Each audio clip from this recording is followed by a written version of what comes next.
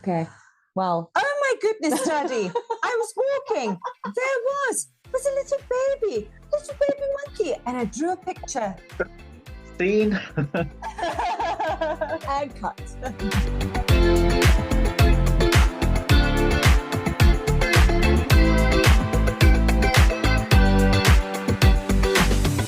Welcome back to the Jamie and Stephen Show. And if this is your first time tuning in, hello. And go back and listen to our previous episodes. So this week, it's Disney's 37th classic and the last of the Renaissance era. It's Tarzan. Well done. You did that really well. Oh, did I? Yeah. Oh, okay, thank you.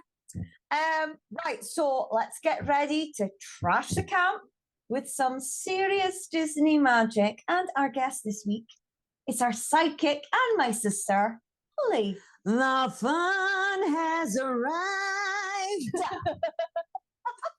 I apologise for everyone who's got ears. It's in a 4.5. And side note, don't forget to follow us on Threads and Instagram at Jamie and Stephen Show. And if you enjoy the episode, please share, download, and leave us a review. Because, you know, it means a lot. Doesn't it, Stephen? Yes. Yes. Yes. I don't know what you want me to say. Yeah. Yes. You. Right, so Tarzan, did you enjoy this one, Stephen? Oh, yes. Very much so. Released in 1999. IMDb synopsis. A man raised by gorillas must decide where he really belongs when he discovers he is human. Dum dum dum. And what was your synopsis, Stephen? I feel mine's a little bit more accurate than that. Okay. Just a little bit more, you know, to the point. An English woman teaches a man how to speak, although he somehow gets an American accent. Well, in the world of Disney, it's possible. Yeah. Yeah. An hour and 28 minutes, and it has 7.3 stars on IMDb. Oh, that's quite high. Yeah, that's generous. Yeah. Directors. Mm-hmm. Okay. Chris Buck Yes. and Kevin Lima. So Kevin Lima directed a Goofy movie. And it was off the back of Goofy movie that he then came on to this project. We need a klaxon. You're stealing facts. He goes on to direct 102 Dalmatians, the live action, which would be his first live action film, and then Enchanted. Whoop, whoop. Love Oh, Enchanted. so it's a bit up and down then. Yeah. Yeah. Because 102 Dalmatians, not good. No. And this was Chris Buck's directorial debut. Mm-hmm. Not bad. And obviously he goes on to do Frozen and Frozen 2. Mm-hmm. And Wish. I was going to say, don't forget Wish. Like writers. So there was a few, Yes. as usual. It's based on the story by Edgar Rice Burroughs, who wrote Tarzan of the Apes. And the screenplay was written by Tab Murphy, who did the screenplay for Brother Bear, Hunchback of Notre Dame, and did the story for Gorillas in the Mist. So there's a theme there. Yeah. Yeah, they're all. Gorilla. Yes.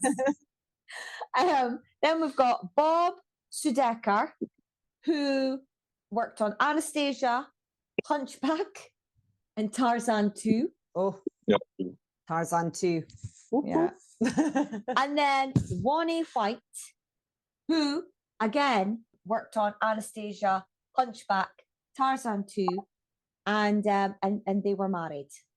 So this is like the recycled Hunchback. So I'm guessing that when the story work for Hunchback had finished, Yeah. they moved over to Tarzan. It's part of the machine at this point.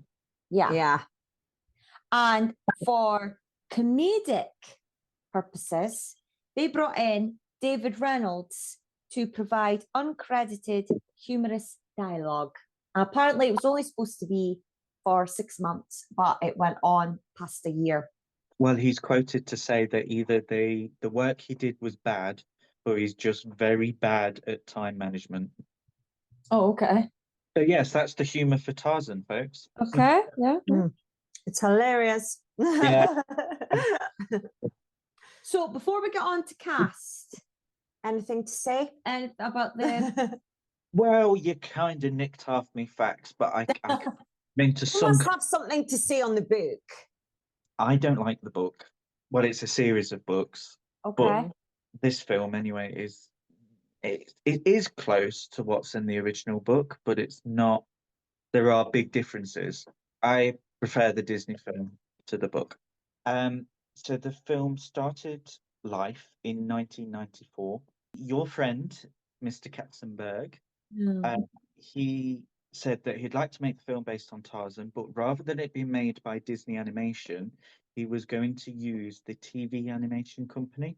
So this is the same people who did the sequels and A Goofy Movie, which is where Kevin Lima comes into it. He incidentally was married to Brenda Chapman, sorry, who was the head of story in The Lion King.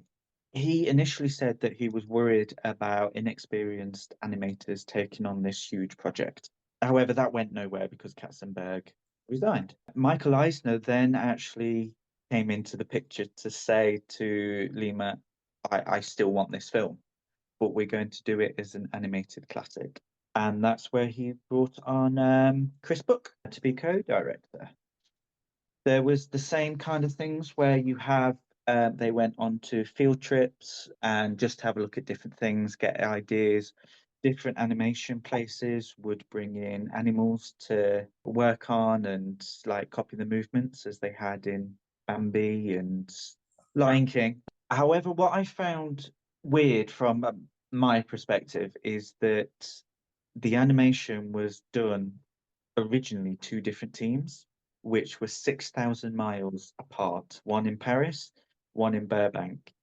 And the scenes with Tarzan and Jane, Tarzan, the supervising animator in his animation team was Glenn Keane, and he was working in Paris. And Ken Duncan, who was the supervising animator for Jane, was working in Burbank. So all of those scenes where those two characters are together were animated separately in separate countries, separate continents. So Wow.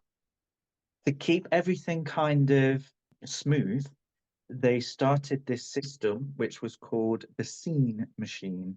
And this is almost like an email. I mean, it's the 90s, people. yeah. It meant that they could send rough drawings between Paris and Burbank so they could complete the animation. Then Mulan finished, and 200 animators came from that film, and they set up their animation studios in Florida. So all three sites could work together. They set up video calls and video conferences across the world to make this film. Wow. For the 90s, like in my head, it's like Yeah, that's huge. what's even more astonishing is the production team, all of them created or developed a 3D painting and rendering technique called deep canvas. So all of those background shots of the jungle and the movements where Tarzan is doing his Tony Hawk impression and skateboard, Yeah. that was all rendered on this deep canvas. It won the Technical Achievement Award in 2003 and was also used on Atlantis, Treasure Planet, Brother Bear, and Home on the Range. So the production, as I say, I think for the fact that it was done so far apart and so disjointed, for them to come up with this film, come up with a different technique on how to make a film and have that win an award, it's like mind blowing. Yeah. A good way to end the Renaissance era. Yeah. Your turn. Okay, well, it's cast now. Yes. Right, let's start with Tarzan. Tarzan. No. Tarzan. Voiced by Tony Goldwyn. Mhm. And people will know him as the best friend / villain, spoiler alert, in Ghost, the Patrick Swayze movie. He's Mhm. also the baddie in The Last Samurai. The Last Samurai with Tom Cruise. And one of his most recent roles that he is loved for is he plays the president in Shonda Rhimes' Scandal series. He's also an L word. Brian Blessed is also the voice of Clayton, but he provided the signature Tarzan yell. Go and do it. Do it. Oh! Smashed it.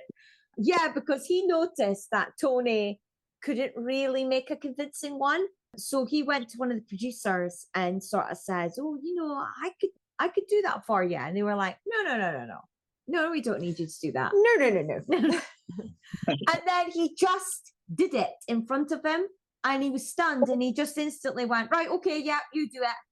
So then he got him back in, and he recorded the oh, yeah.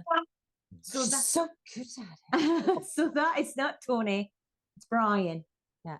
Brendan Fraser originally wanted to do the voice of Tarzan as opposed to his previous role as the Tarzan parody, George from George of the Jungle. And he auditioned twice Oh, bless for him. the role. I know. I have seen George of the Jungle. What? No, Oh, it's spotless. David. But you know what? I think the thing is now is I've bigged it up too much. So I want it to be an event. I want to sit.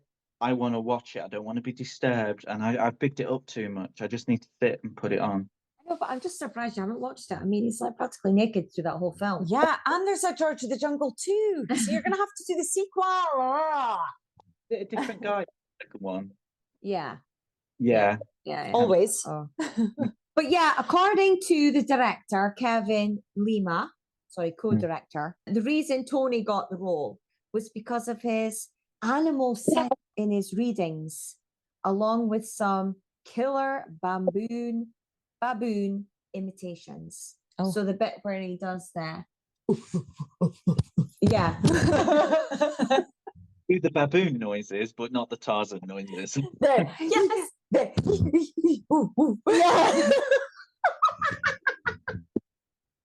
Yeah. So he was good at those, but not the Yeah. Couldn't do that, could he? No. Brendan Fraser would have. I'm telling you now. In the original books, Tarzan's real name before he's lost is John Clayton II. Oh, Wait, what? More facts to come later. okay. Tarzan is available as a meet and greet at Walt Disney World Okay. Where? in Animal Kingdom, and he shares his space with Pocahontas. When me and Luke went, it was Pocahontas. Oh. Glenn Keane, because of the loincloth, thought that Tarzan would be absolutely easy to animate. And he was like, yeah, that's completely fine because I haven't got to do clothes and the flowing of clothes. He then realized that he had to draw the muscles of a human and he had to go away and study human anatomy. So he could draw it and outline all of those rippling muscles. Wow. You can thank Glenn Keane for bringing that to life. Yeah, he's not my type. I'm a Prince Eric kind of guy. Oh, Anyway. so Luke doesn't get out the loincloth and do, beating on the chest. Well, mine No. does, because mine's is from Zimbabwe. What does Jamie? What does yours do? Oh, he's asleep. Yeah. Fair I enough. have to do the beating on the chest. It's me doing the oh. You can do it. She said practice. Exactly. That's why I'm so good at it.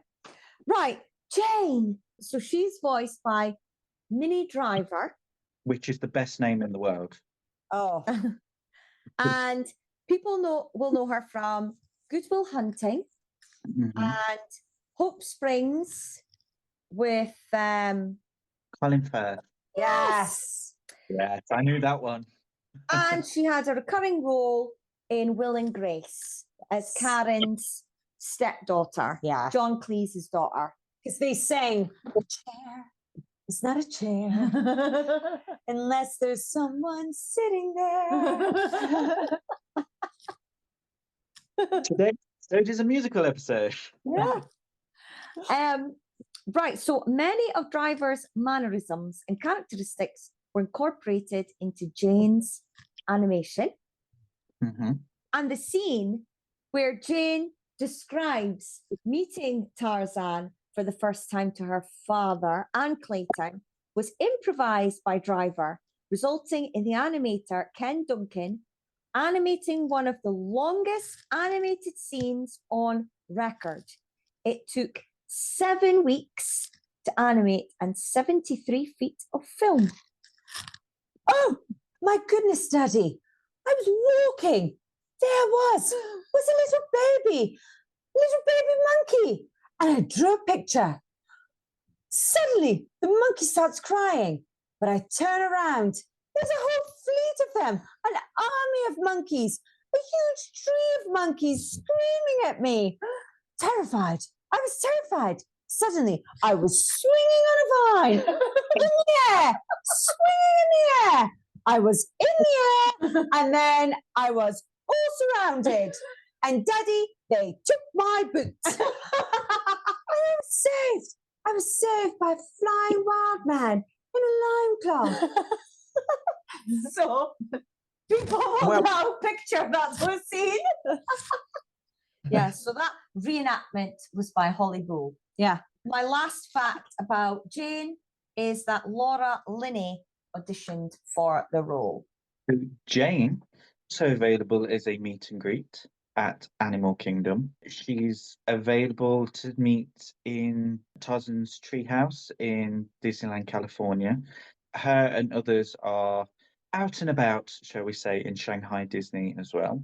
In the original novel, Jane is American. Oh! She's the only human heroine from the Renaissance period that doesn't sing. Okay. Yeah. In November 1999, Jane was announced as the latest of the Disney princesses line. She was mentioned again in February 2000 and was never spoken of again. Next. Clayton. Clayton. Gorilla. He is voiced by Brian Blessed, who was in Flash. Gordon's alive. Yes, Flash Gordon. He's also in Star Wars Episode 1, The Phantom Menace. Mhm. He's also in Kenneth Branagh's Much Ado About Nothing film and Hamlet film, Mhm. as well as Blackadder. He's in Doctor Who. Oh, of course he was. Of course. And all the British fans would know him from Z Cars and Space 1999 and Blake 7. So he's very big in sci-fi. Okay. Well, before he got the role, Sir Patrick Stewart. No way. Yes. No way.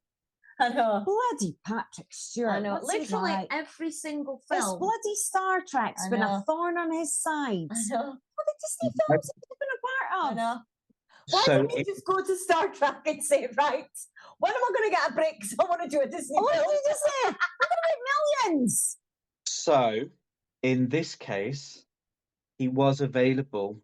However, one of the directors felt that Blessed's voice suited the character better. Yeah, to be fair, Blessed does suit the character. And Sir Ian McKellen as well. Yeah. Yes. No. He was considered. Yeah. But no, I think they got the right person. And apparently this and Blackadder is his favourite role. Yeah. I'm He is glad that good. Brian got it. Yeah, he's such a wonderful giant. Right, Professor Porter. So Jane's dad is voiced by Nigel Hawthorne. Yes, we've previously had him in The Black Cauldron, albeit it was like 15 years previous. But in case those who don't know, he was in Yes, Minister and The Madness of King George. He played King George. For Porter, he was originally going to have red hair. However, Nickelodeon brought out this show called The Wild Thornberrys. Oh, I love Oh. that. I watched that. Because him with red hair would have looked too much like Nigel Thornberry. They changed it to grey. Okay. And also, he is, and I've got to word this right to make sense. He is the second father of a heroine to be replaced by Val Bettin after the original actor's death. So Val Bettin played Porter in the sequels and things. He also played the Sultan in the Aladdin franchise, but not the first one. Oh, yeah. Okay. Right, next. Kershak. You will never be one of us. You can't replace the one we lost. That was very deep, Ollie. Was. He is voiced by Lance Henriksen, who sci-fi fans will know as Bishop in Aliens 2 and 3. He's also in The Blacklist. However, a very famous actor was going to was considered. Don't say Patrick Stewart, because if you say Patrick Stewart, I'm going to die. No, Driver. no. This Yeah, but- actor is famous for flying a falcon and carrying a whip. Harrison Yes, Harrison Ford. Ford. No In a- way. Yeah, he was considered for the role of Kershak. No. Yes, but I couldn't find out why it didn't happen. But yeah, but Is it- I do know that Lance Henriksen got the role because of how deep his voice was. They wanted that strong, dominant alpha voice because he would obviously be in charge of this massive pack. So, in the original book, it is this character that kills Tarzan's parents. Oh, Oh. Clayton is actually Tarzan's cousin in the book. what? Mic drop. He's actually Tarzan's younger cousin. So in the books, Oh. Tarzan's 21, and obviously Clayton would be a few years younger than that. Oh, so he's not the old hunter character that he's portrayed in this film. Could not be played by Brian Blessed. No. Kerchak. So Kerchak kills his parents. Oh, what a plot Act- twist. And I can't remember, I'm going back now, but I think because Tarzan and Jane have a child in the book, and he's named after that gorilla, Kojak. Oh, think- Kerchak Jr. I think I Okay. have memory. Because yes, they have children. She enjoys very much Tarzan's vine. Yeah, she Yeah. likes the jungle life. Yes. It was a man. And he was in a loincloth. I got rid of the loincloth. And I took the loincloth off, and my legs were in the air. And I was swinging. I could make such a better film, honestly. Yeah. Anyway, Right, Carla. Mate. Okay, it's adopted mum. Hmm. Played by Glenn Close, who has recently played in Guardians of the Galaxy. yes.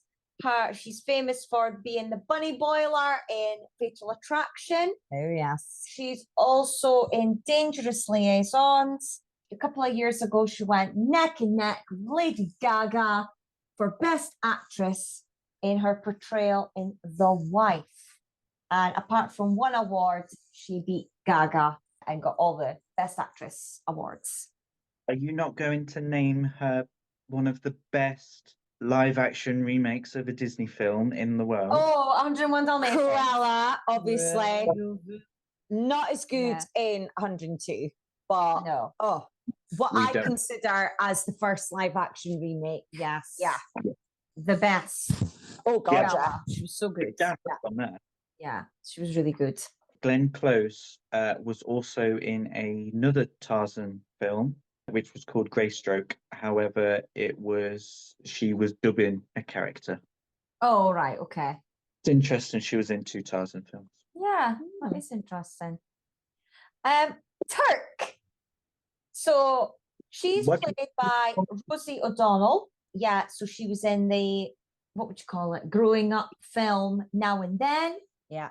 And she has her own talk show in the 90s, Yeah. which was very famous. Flintstones. She was also, she played Betty in the Flintstones. She was in A League of Their Own with Madonna and Tom Hanks, and Sleepless in Seattle with Tom Hanks and Meg Ryan. Yeah. She's been in Low. She's also been in Will and Grace. Yeah.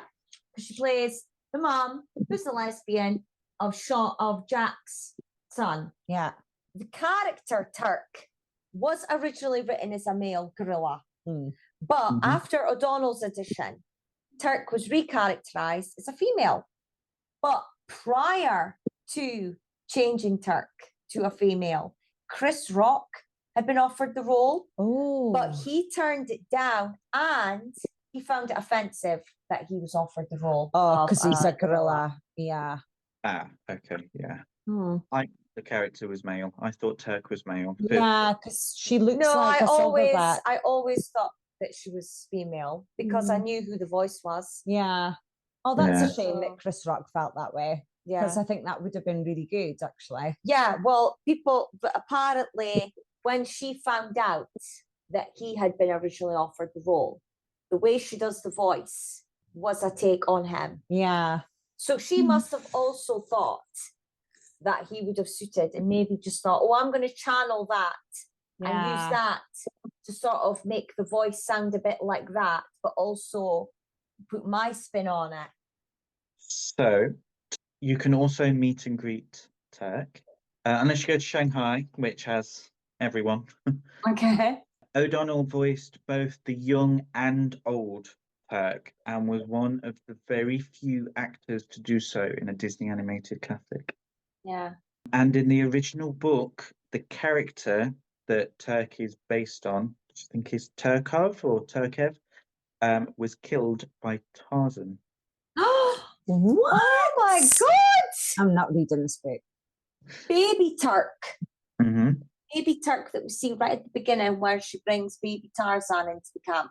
And he goes, he's kind of funny looking, ain't he? Yeah. Voiced by Sam Gifaldi, who did a voice in A Bug's Life and was in the series Suddenly Susan, with Brooke Shields. Brooke Shields. It was her, and he had a role in there. So, so there is a baby Turk. there is a baby Turk at the beginning. When Carla because first you just brings- said that. Yeah, no, you've got young Turk. Oh, when, yeah. he says she gets The elephant hair. yeah, the elephant hair. But baby Turk is voiced by him, and young Tarzan is voiced by Alex D. Lintz, and he was Home Alone 3. Oh, yeah. No, I like Home Alone 3. Oh.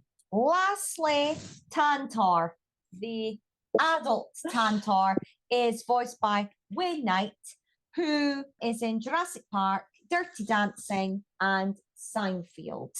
Oh, was Toy Barn. yes. Oh, okay, that's blown Yeah. my mind. But before he got the role, Patrick Stewart, here we come. no, Woody Allen was offered the role. Katzenberg, Katzenberg got wind of this. Yeah. Swooped in and went, no, you don't want to do that role. No. Come and do my movie that's nothing like Bug's Life. It's called Ants. And it's really bad. So, yeah, he declined the role of Tantor to go and do Ants. No. For Katzenberg. So Katzenberg is a hero. In a way, yes. Yeah. I've got one fact. His looks and his style of ears, tusks, and whatnot would say that he's an African bush elephant, because they're the ones that live in the jungle. However, he is known to be an African forest elephant. That's Okay. who is like they said, oh no, this is the type of elephant he is. And it's like, well, actually, he's not. Right. Next, Yeah. That's it. I have a little fact about Sable. Okay, yeah. The leopard slash cheetah slash big cat with spots. Yes. So he's a leopard because they basically didn't want, there originally was going to be a Black Panther, but when they tested that, it looked too much like Bagheera. Oh, yeah. He or she, it's not stated anywhere, should actually be a cheetah because they're the animals that would be found naturally in the area. Their yellow fur was designed to appear very similar to Clayton's outfit Oh. because they're the main antagonist and the secondary antagonist of the film. And in any given shot, there is between 30 and 70 spots, which is less than Pongo and Predator in 101 Dalmatians. Huh? Well, that saved me counting. Yeah. Yeah, on the back of that, the license for the characters Uh-huh. for Disney to use them has run out. Oh, The thing is Disney can use their version of Tarzan as long as he doesn't look like Tarzan, the characters from the book. But he's designed to look like Tarzan, the characters from the book. Oh, okay. So that's why you don't see him in new things, although there was a special agreement for Once Upon a Time and in the credits of Wish. So with the characters is they can't use those characters for new things. But in the parks, that's more of a character appearance. So that might be part of a different agreement. okay. But at no point, unless they renegotiate, are Disney going to make a live action. In the time that they had this, they were able to do George of the Jungle, Tarzan 1, 2, and Tarzan and Jane, and the TV series. However, they were not allowed to include the characters in House of Mouse. The other things similar to that, they weren't allowed to include those characters. Okay. Fair enough. Music? Yes, Well, I've done the music slightly different this time. This is not classed as a musical. Because the characters aren't singing Yes, the songs. the characters don't sing the songs. Apart from Kala, which obviously sings it as a lullaby, but yeah. Yeah. So, music. music. The composer was Mark Mancina, and I think this was his first role in an animated film as a composer. But music, lyrics, arrangement, and production were all Phil Collins. So the songs are Two Worlds, One Family, Let Fate Decide, Moving Together. on. Moving on. Moving on. Then the lullaby, You'll Be in My Heart, which obviously Phil Collins sings along with Glenn Close. Then you've got Son of Man, lift your spirit, set it free. Son of Man. Yeah. Then you've got Trash in the Camp. Worst song ever. What? No. Hate Give it. it up, give it up, give it up, girl. And I'm like, give it up, no. give it up. No. Frollo's Yeah. song in Hunchbacks got a better ring to it. I prefer songs to be about rape or pillaging. Yeah. Not about trash in the camp because I'm not about mess. Like, I like a clean house. Yes. So the only bit I like about trash in the camp is the fact that you see Mrs. Potts and Chip as a Easter egg. Yeah. I've got some facts about trash in the camp. Then. Yeah. Okay. That's the only bit I like about that because I don't like mess. Anyway, moving on. Then we've got Strangers Like Me. Oh, I like Strangers Like Me. Yeah. 'Cause that's when they're doing all like the photos and Yes. he's learning. He's learning to be human. Yeah, and Yeah. he's no longer in the air and swinging around. Daddy, look at him. He's in a suit. And he's riding a bicycle. Look at him. He's wearing shoes. Yeah. And then you've got Two Worlds finale. Yeah. And as a extra bonus, Oh, we've got Trash in the Camp with NSYNC. And it's not any better. It's not any so better. good. It's so bad. It's Justin Timberlake. No. Shoo it up, do it up, do it Oh. up, do it up. No, give me bye any day. That Trash in the Camp song. So, Phil Collins. Right. Yeah. So, born in London, started as a young actor and model, playing the role of Dodger on the West End. me and Stephen both screwed up our faces there. Model. But was he a dancer? Yeah. Yeah. And he was younger. But yes, he was a model. And yeah. I'll take your word for it. Yeah. Playing the role of Dodger on the West End alongside the future movie being adaptation, Artful Dodger. I've not seen that. No, I've not seen that one either. His interest in music and drumming began at school, where he drummed with a stage school band. He successfully auditioned for Genesis, taking over from Peter Gabriel when he left the band in 1975. His first solo album, called Face Value, was well received, and Phil Collins started to become a household name after the song In the Air Tonight was featured on the US TV show Miami Vice.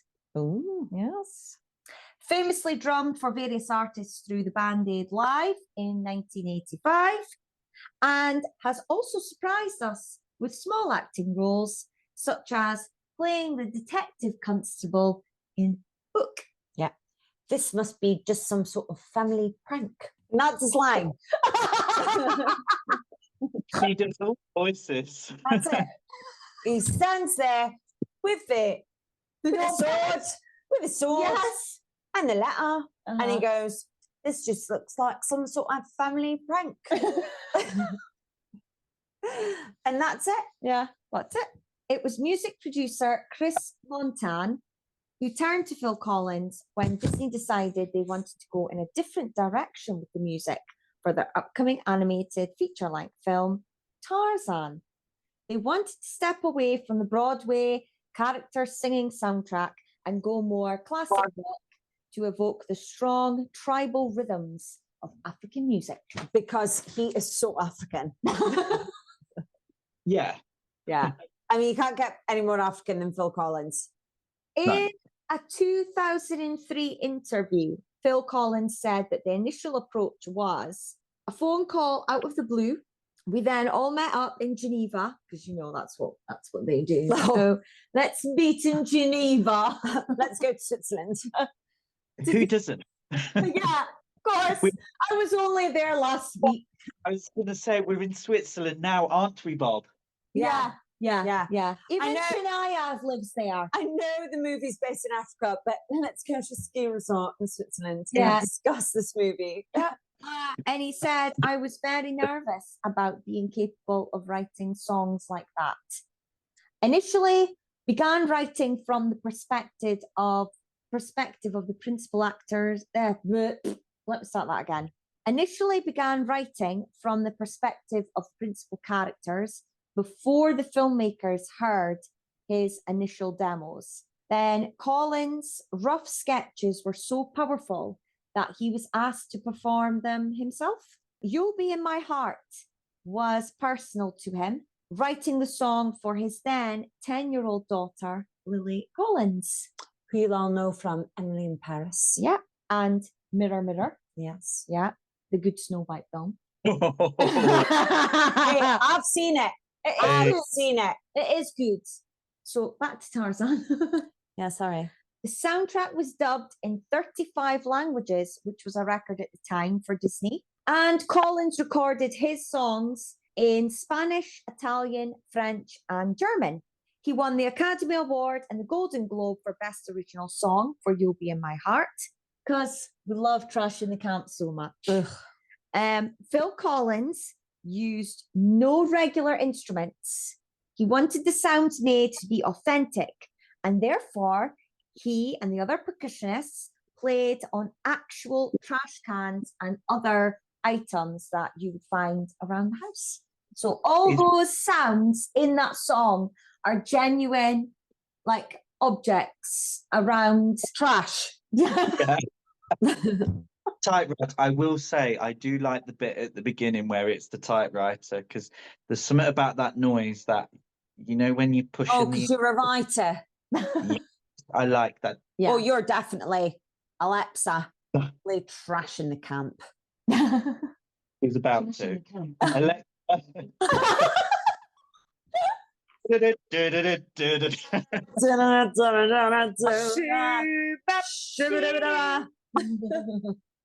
Shoo bop she do. Oh, I hate it. God, I can't believe I'm even singing it. So yeah. Yeah, give us it then, Stephen. Give us that trash in the camp trivia. So you mentioned Mrs. Potts and Yeah. Chip. The grandfather clock is done in the same colours as Cogsworth.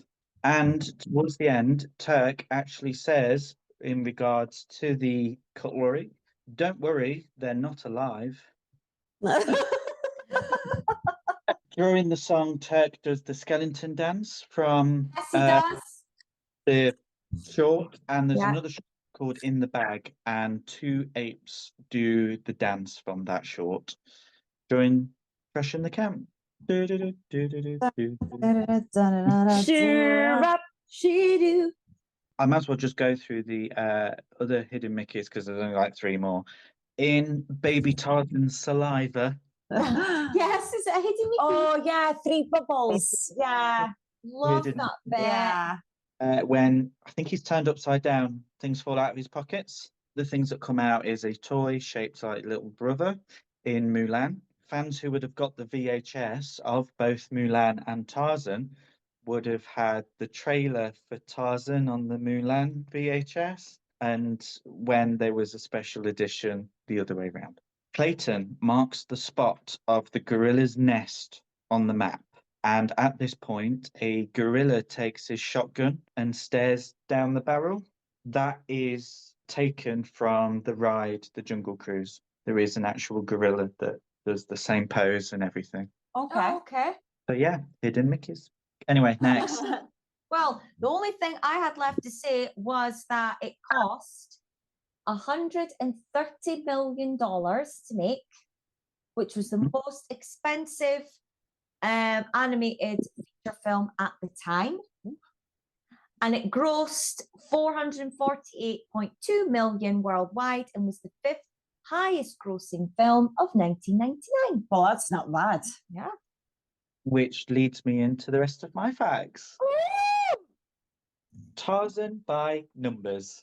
Are you listening, Jen? Yes. So, the number 3. This is the third time. Talk about random facts now. Like, Yeah. this is the third time that dust is featured in an animated classic. Can you guess the other two? Ooh. Dust. Dust. So wait, before this film or after? This is the third time. So there's two Third films. I'll give you Lion King. Oh, Lion King. And are we classing pixie dust? no. Aladdin. Oh no. But it is Renaissance. Oh, it must be Beauty and the Beast then. No. Okay, Little Mermaid. No. Down Under. Rescuers Down Under. No. Oh my God, we're going to say every single one. but Mulan. Pocahontas. The Colours of the Wind. Yes. Yeah. Oh, yeah. Okay. Now, you've just said that it was the fifth biggest film in 1999. It was the second biggest animated film of 1999. I'll give you a clue. We're talking about the number 2. Can you name the biggest animated film of 1999? But wasn't Anastasia because that was 1997. Well, Clue is 2.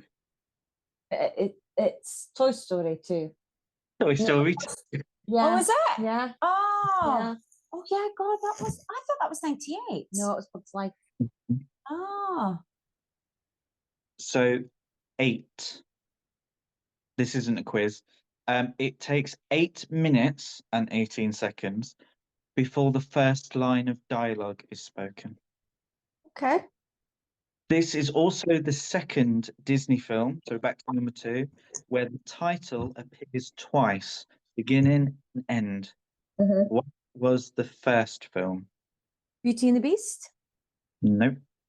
Oh, first film. First film to have it at the beginning and have it at the end. Lion King. The Lion King. Yeah. What is the body count of this film? Oh, Clayton, Carjack, the cheetah, puma, jaguar Yeah, thing. the mum and the dad. Or mum and dad. The baby monkey. 6. Yeah. Yeah. And finally, Tarzan is the second most adapted book, the first being Dracula. How many adaptations are there? Well, Mum did say earlier that Oh, it's like been God. done to death. Yeah. I'd say 10. Yeah. I'm going to give you a bit of a clue. No, higher, Oh, 15?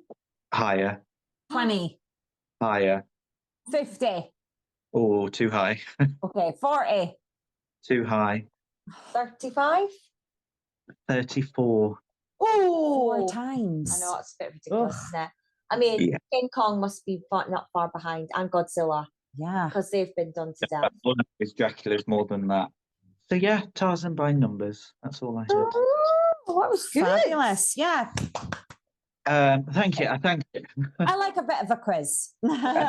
So VHS year 2000 was also a DVD as well. So we're now in the era of VHS and DVDs being released at the same time.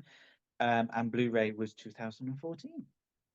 I can't actually remember if we had this on video or if we just got it on DVD. I can't remember. I can't remember either. I Yeah, would have thought that with it being the early days of DVD, most likely it would have been VHS. Yeah. Yeah, it might have been. Did you guys have the McDonald's toys?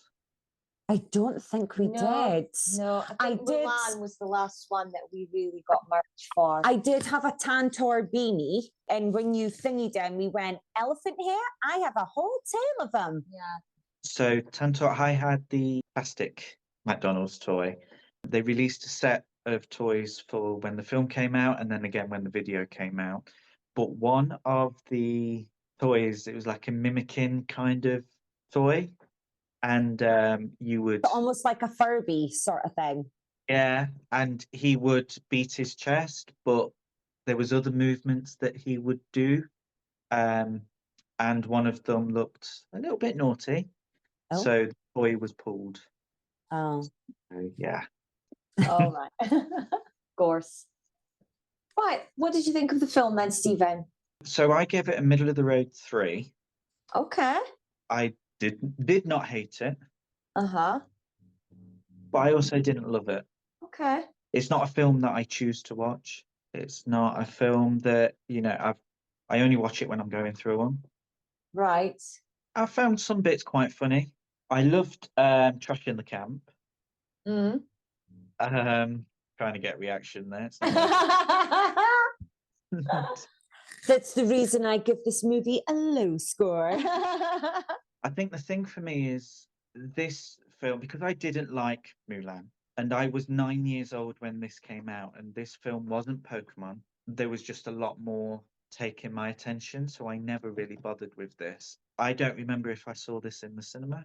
I might have done. No, we didn't. No, we waited for it to come out. And I'm not sure why that happened. Don't know if it was just... I think we just missed it. Yeah, I think it was one of those where when it came out, we must have been doing something else, whether it was a holiday or something. And this is, although I knew of Mulan, I didn't go to see Mulan, but although I knew of it, this is kind of the first Disney film that passed me by.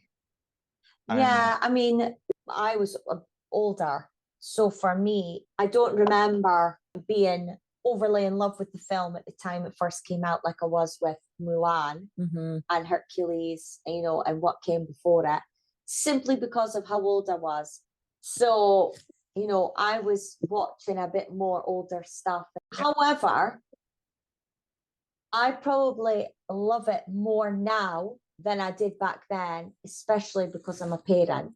I mean, baby Tarzan that's exactly what Jacob looked like when he was a baby. It just reminds me so much. I love the idea of the fact that Carla takes him in and doesn't care what he looks like. She sees a baby in need. She just wants to look after him. And I love that. And I wish that there were more mums like her in the world. Yeah, I think now that I'm a parent, it's sometimes a bit like emotional to watch, I think. Especially the beginning bit. Yeah. It's like, it really gets to you. And Disney made quite a big step there, not only killing off parents, They a mum and also a dad, kill off like a they baby kill a baby right Yeah. at the beginning right of at the film. beginning. Okay, Yeah. you don't see it, but it's one of those powerful things where, like in older films, where you didn't need to see it. They just had to stop drawing it, Yeah. and you knew what happened. It was very Bambi, Fox and the Hound. Yeah. Like, oh God. Yeah, for me, I would give it a 4. And the only reason that I didn't get a 5 is because I didn't think the villain was strong enough. And like, I didn't hate Clayton. Like, I didn't think he was that evil. No. He was just your typical hunter. A bit like Are you siding with villain? no, I'm not siding with him, but he just like I didn't really find him that much of a threat. No. It reminded me a bit on like McLeish, from Yeah. Directors Down Under. When obviously we were preparing for this podcast, I wrote down his name as McLeish. Oh, And it was like, no, it's Clayton. yeah. But I always thought in my mind that it was Sable that was the villain. But I've got no nostalgia for this film. Yeah, Just- that's another thing as well. I think we don't have. It's not in like nostalgia. any of my top. I'm not like, oh, I'm going to put on Tarzan. I only put it on because my husband likes Phil Collins. Yeah, I mean, oh my God, the soundtrack's amazing. Yeah. That's something that I always remember. He'd done an interview, and it was either like SMTV Live or Live and Kicking. It was one of them. And they said, oh, we've heard that you're working with Disney. And he said, yes, I can't tell you much. And I'll never forget it. He says, I can't tell you much, but I'm actually working on 2 projects. And he said, both are animals. One is a gorilla and one is a bear. But he couldn't say any more than that. So, yeah, and I always remembered that. And obviously, Brother Bear, I think, came out like 4 years later. Yeah. What did you? I'd have probably been the same Stephen. I'd have given it a 3. Right. Yeah, I'm sort of in the middle. I only really started watching it because of my husband, because he liked it. It was one of his favourites. But before then, I think I'd maybe watched it once or twice properly. But yeah, love the music. I do think the animation is good. Oh, yeah. There's not really anything majorly to fault about it, other than it's just not in my top. It's just not. I think it was just unfortunate of when it was made. Yeah. This is it doesn't grab me. If anything, it's the beginning gets like grabs me, and the songs up until Trash the Camp. That's when I sort of zone out. Yeah, you see, if this had been made between the Tangled and Frozen era, it might have been a bit. It would have been an even bigger hit. Yeah, because it would have been fitted right in there with them. Yeah, it would have slotted quite nice in there. Because of when it was made, because Disney was so reluctant to get with the times. Yeah. And to come off the back of, this Broadway style of music and to go in a new direction, but not getting with what audiences were into as well. I don't think it stuck with people. I know it did well, which I'm glad, it wasn't a flop. Oh, it did better than what I thought it did. But at the same time, people don't remember it or have that nostalgia with it because it was a year where other genres were doing better and other animations were doing better and coming about, like Toy Story 2. Yeah. And your DreamWorks were kicking off. Because at this point, we would have had, just in the kind of zeitgeist of people, because of VHS and whatnot, you'd have had all those older Disney films that were coming out on VHS, all of these new Disney films that was coming out on VHS. I think it's such a shame that this is how the Renaissance ends. Instead of, if Tarzan and Emperor's New Groove had swapped places, I don't think we'd be ending the Renaissance now. I think we'll be ending it a few down the line because that is starting to get into what people wanted. And I Yeah, think that's the other thing. There's no real adult humor. There's nothing that like goes over kids' heads in Tarzan. It's not no, really pop culture references or anything like that. Obviously, maybe because of the type of story it was, they didn't attempt to do that. Well, Disney didn't attempt to do that really in the films. It's only in Hercules and Aladdin really that they sort of do it. Only and because of, you a know, little bit of King as well. yeah, a little bit with Lion Timon and King, Pumbaa, yeah, a but, little bit. But they don't like focus on it. Like, no, adult audiences is not part of their, you know, No. demographic in terms of what they're looking for in regards to making a film. It's still very family and child friendly that they're at, which is the mistake they made because they Yeah. don't move with the times. And Yeah. this is why Tarzan it's just in that year where everyone's moved on. End of the Renaissance. I know. That's I the mean, end. to be fair, we're at the end of the Renaissance, right? Does it deserve the hype that people give it? I mean, that's us done all 11. I don't know. I mean, 11? they're not like, there's maybe one in my top 10 Disney films out with the Renaissance. It's maybe only one. Could be your age. Yeah. Yeah. I Although, think my 'cause- age and older that hold on to this era. Yeah, because I was born the year of Little Started, Mermaid. Yeah.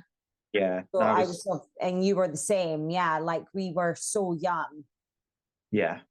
I think the thing with 90s Disney is you've got so much above par. So it's not that it's the best of the best.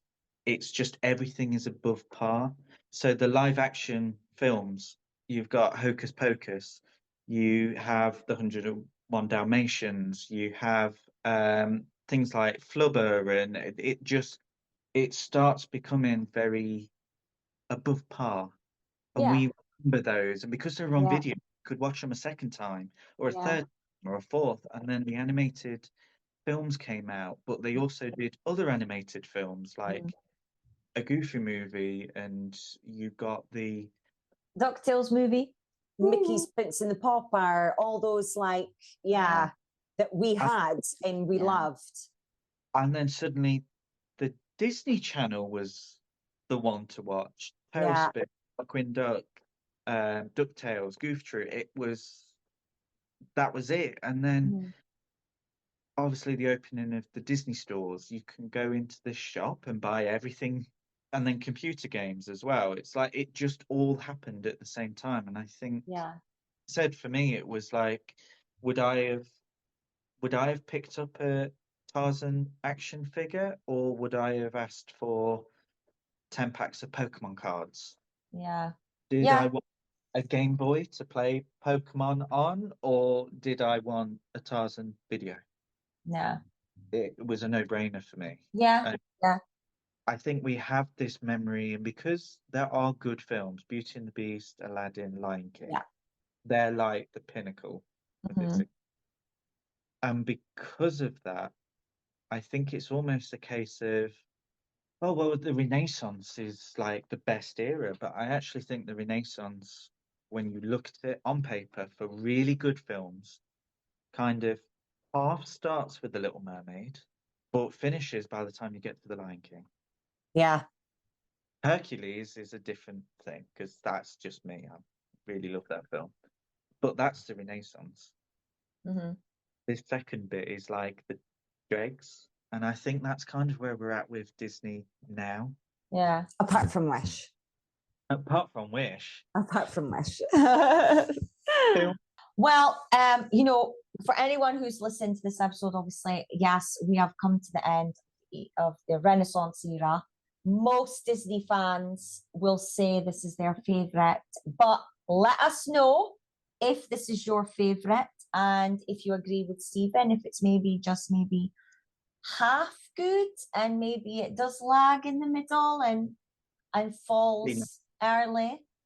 Or if, like me, I mean, I've given high scores throughout this era. I don't think I've given a bad one yet. Is Trash in the Camp your favourite Disney song? Or, you know... I think my scores have been mostly 4s and 5s. Whereas, Stephen, you've given a 2 here and there. A few 2s. Yeah. So, on that note, thanks for listening to another episode of the Jamie and Stephen Show. Hope you enjoyed our Tarzan facts and behind the scenes, you know, and our singing and our impressions. That's it. That's the only one I can do.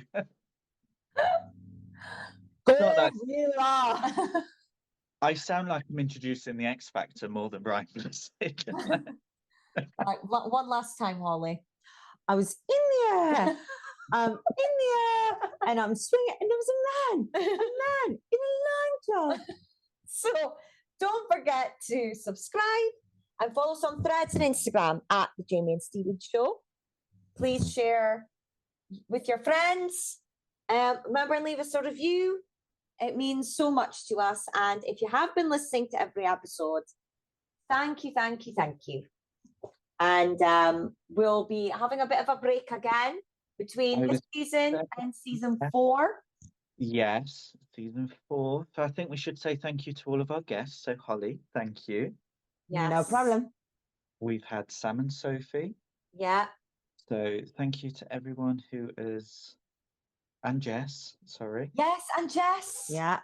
Thank you. It's all right. I was thinking, and we did a Christmas one with Jess. No, we did The Lion King. Yeah. So thank you to everyone who has helped us get, well, through the renaissance of Disney. I nicknamed this next bit, the second Dark Ages, or the actual Dark Ages, because I don't think the first Dark Ages is the Dark Ages, but there we are. No. Yes, So, and we'll be back with Fantasia 2000 in a few months' time. yes. And yeah, I mean, we'll be active on our socials, so, you know, we're not going away, but we're just getting ready for the next load, because this is going to be a tough one to get through this next decade. Oh, can't wait for Home on the Range. wild.